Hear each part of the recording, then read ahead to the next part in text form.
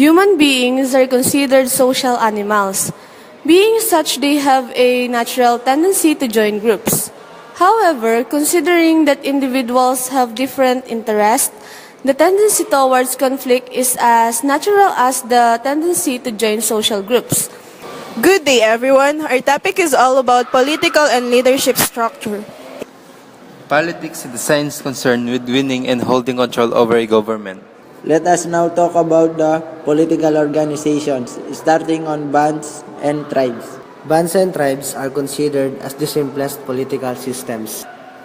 Bands are typically formed by several families living together based on marriage ties, common descendants, friendship, affiliation, and members usually have a common interest or enemy. Tribes are often headed by a village headman, even though such a role does not have absolute political power. A village headman derives his authority from having a senior position, coupled with an ability to force others to obey him. Tribes are also seen as economically self-sufficient. A chiefdom is defined as a political organization that is more defined. In chiefdom, formal leadership exists and authority rests solely on the members of a select family. Simple chiefdom is characterized by a central village or community ruled by a single family.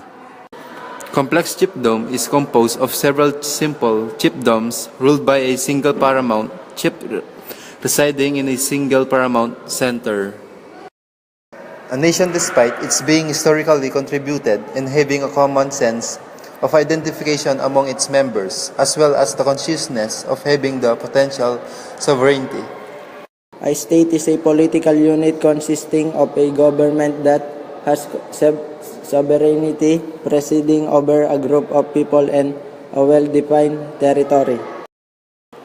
When the citizens of a state belong to only one nation, such state is called a nation-state.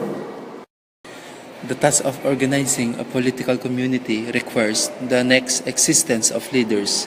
Leaders, in order to be effective, need to possess authority that is considered legitimate by members of the community. Authority is the power to make binding decisions and issue commands. Legitimacy is a moral and ethical concept that bestows one who possesses power the right to exercise such power, since such is perceived to be justified and proper. For authority to be binding and stable, it must be legitimate. Max Weber identifies three types of authority based on the source of their legitimacy. Number 1, traditional authority, whose legitimacy is derived from well-established customs, habits, and social structures. Number 2, charismatic authority, whose legitimacy emanates from the charisma of the individual, which for some can be summed as a gift of grace or the possession of gravitas, or an authority derived from a higher power. Lastly, rational legal or bureaucratic authority.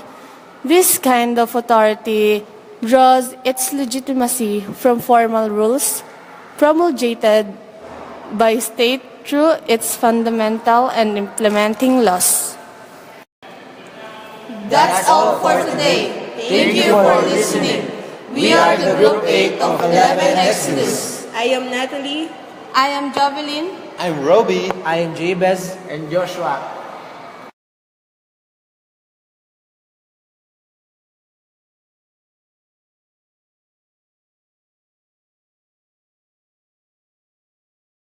Created using Powtoon.